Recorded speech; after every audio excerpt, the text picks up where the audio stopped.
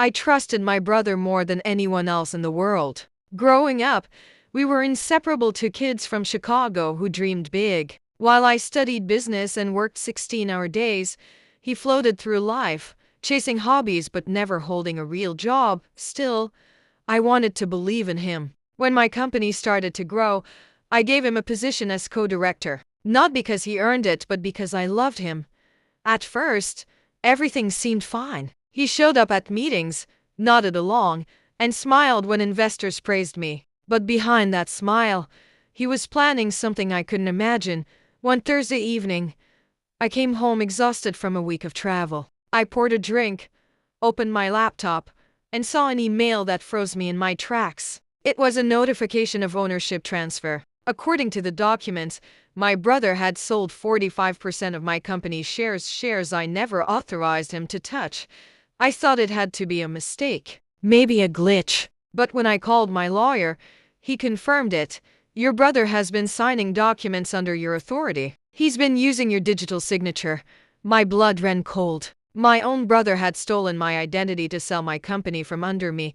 The next morning, I confronted him. I walked into his condo, slammed the papers on the table, and said, "What the hell is this?" He didn't even look guilty. He smirked and said, "Relax, you've got more than enough. I just needed cash. You'll rebuild."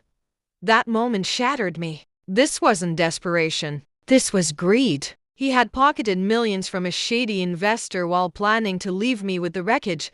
I wanted to scream, but instead, I stayed calm. Because if he thought I was blind, he was about to learn how dangerous I could be. For weeks, I worked silently. I gathered every email, every text, every digital footprint of his scam. My ID team uncovered the trail, forged e-signatures, fake approvals, even hacked accounts. Piece by piece, his betrayal built the perfect case.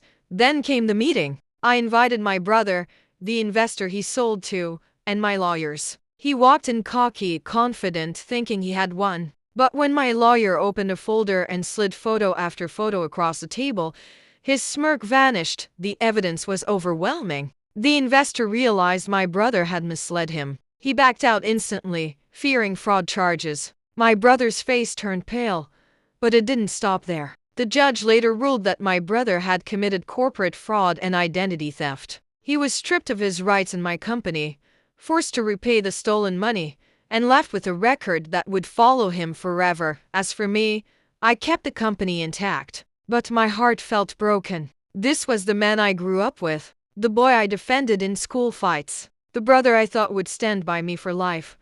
A week later, he called from a cheap apartment, crying. He said, "I didn't think you'd take it this far. We're family. Blood is thicker than water."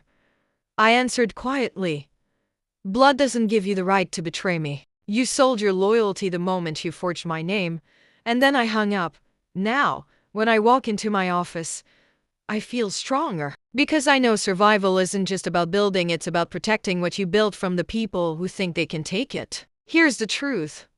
Enemies outside can't hurt you half as much as betrayal from within. And sometimes the hardest battles aren't fought in boardrooms or courts, they're fought at the dinner table, against the ones you once loved most.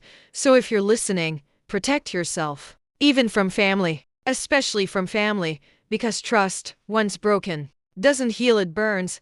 And I refuse to let anyone light that fire in my life again. If my story shook you, subscribe for more true betrayals and shocking real-life dramas. Because the next one will make you question everything.